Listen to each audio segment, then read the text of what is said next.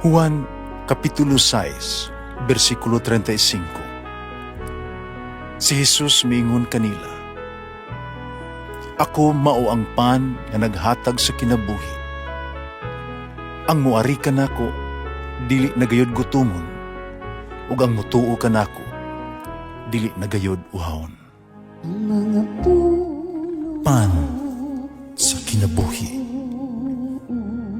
maglikon unta sa mong pagtuo ug gagaka kami sa pagtuman sa imong mahal nga kasuguan.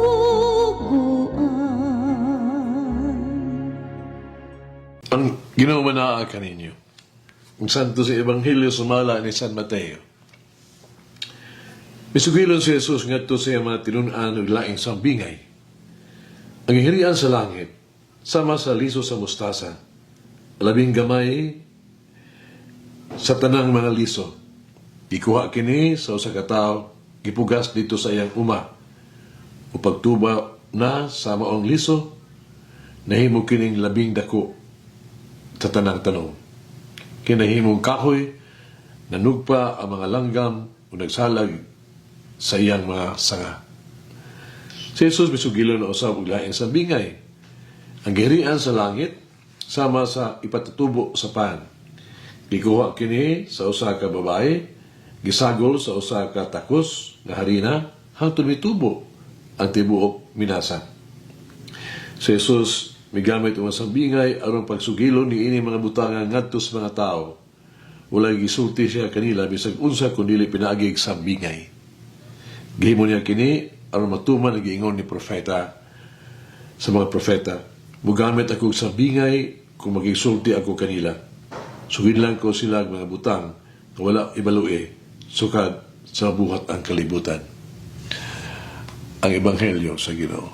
Pasalamati ang Ginoo kay siya maayo, ang iyang gugma mulungtad hangtod sa kahangturan.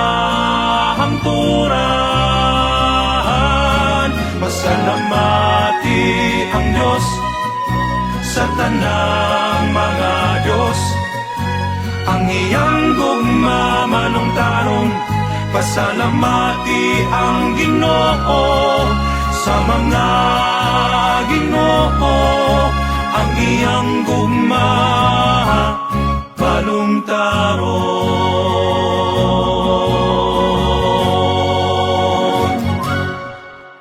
Ang Ebanghelyo karong adlaw naghisgot bahin sa duha ka sambingay, ang liso sa mustasa ug ang ipapatubo, yeast, sa pan.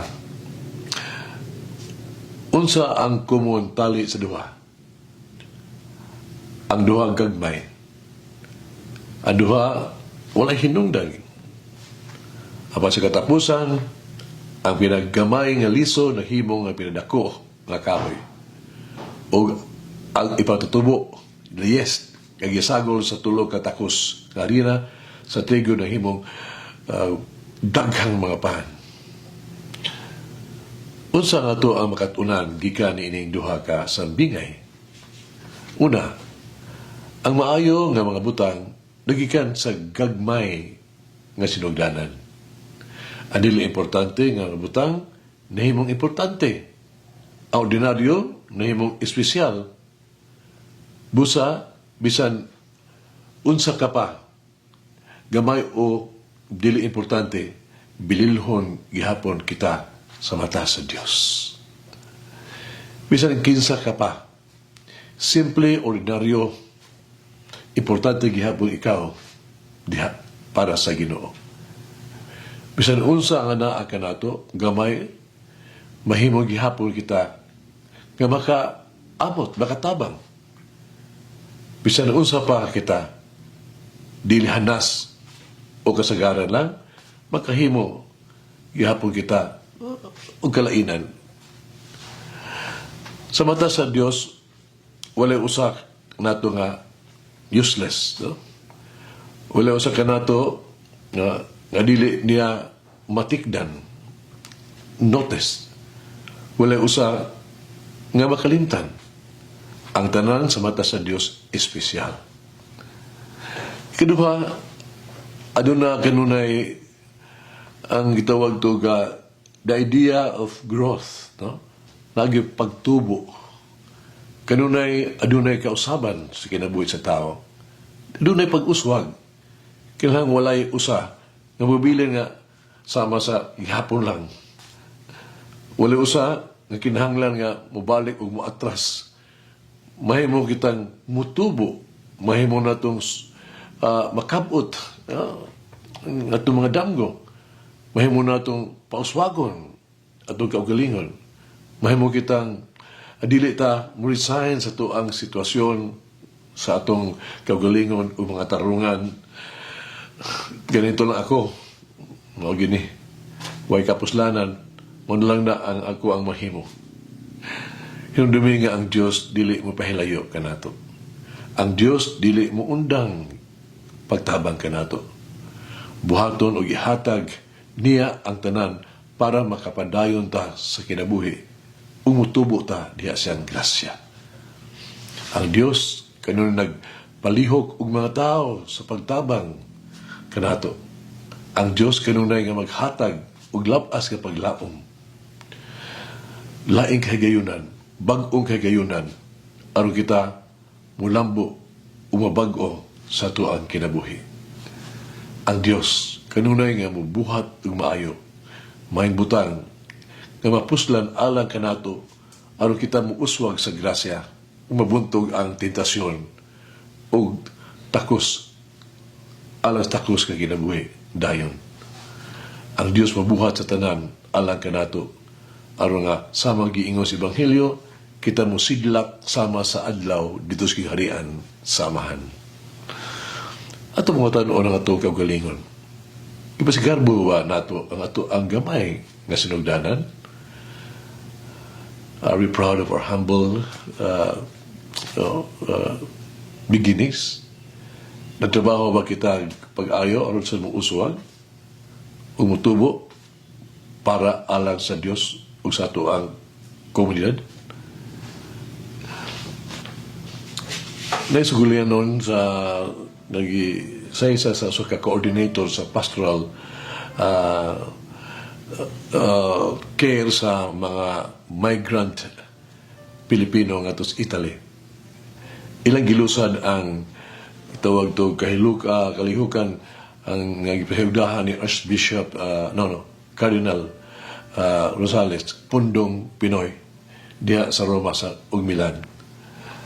Sa adlaw sa paglusad ni adtong Nobyembre 28, 2005, tunay mga espirituhanong konferensya, katekeses, pagsaulog santos nga misa.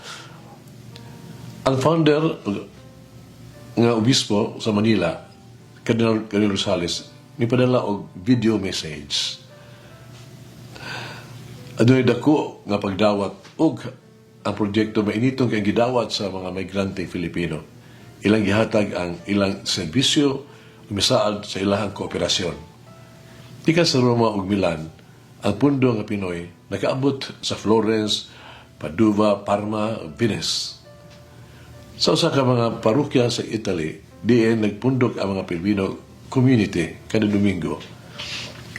Matigdan sa pare nga ang ilang Pilipino mas walay mga centisime Italian ka na sa cents, centavo, sila mga collection boxes and baskets.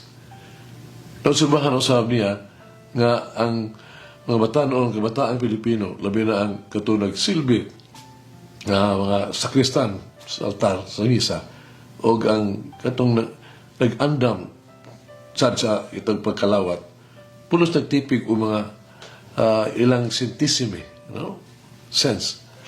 Napagani sila gagmay mga plastic na butilya para sila centisime, mga ulikta ba og 25 centavos. Natingala siya kung ngano ipasabot sa Filipino coordinator, nga ang centisime kini para kini sa Fondazione Filipine, Fondo nga Pinoy. Siya miingon, usag gamay nga halal nga 25 centimos. Apan kini nahimong dako ug nakatabas mga kabus tungod kay ang tanan kinasing-kasing may tampo man bisan sa ilang kagamay nga salapi ilang kabus. May igsoon mga hagit sa itong kinabuhi. Nagtubo baka o ako sa akong gugma kang Hesus. Mag-ampo kita. Ginoong Hesus, among panabang o amo ang paglao. Pituo ka kanamo. Misalig ka sa mong kapasidad. Sa imong grasya, nasayod ko na makampot na ako. Matuman pa na ako ang imuhang gitugyan ka na ako. Makahimo pa ako ug maayo ug mga butang alang kanimo. Uban sa imong grasya, tabangi ako na dili mapakyas, dili mawad-an sa kadasig, dili mo atras o hunong.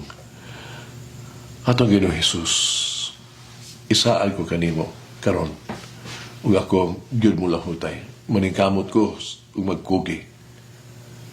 Magpawailubon ako ug magbuhat ug labaw pa aron sa ako ang mutubo ang ug mamunga alang kanimo. Amen. Mama Mary, may I cherish and seek the little things in my life for my spiritual growth. Gagmayang buhat sa pagtumas kabubuton sa Dios. Unta ako makapagaligon sa akong espirituhanong kinabuhi. Umalangin ang Diyos pagagahom sa tanan, Amahan, Anak, ug Espiritu Santo. Amen. May the Lord of the divine mercy bless us all, heal us from all diseases and suffering. Ayun unta niya kita, tanang mga sakit na sa lawas o sa kalag, body and soul. In the name of the Father, the Son, and of the Holy Spirit. Jesus, I trust in you. Amen. Whoever eats the bread of life will never hunger, says the Lord. Kay galaan inyong nabati ang pagpaambit ug hamubong pamalandong sa pulong sa Dios pinaagi sa tulumanon pan sa kinabuhi nga gidumala ni Monsignor Daddy Silva. Hangtod na usab sa sunod higayon, daghang salamat. The bread of life.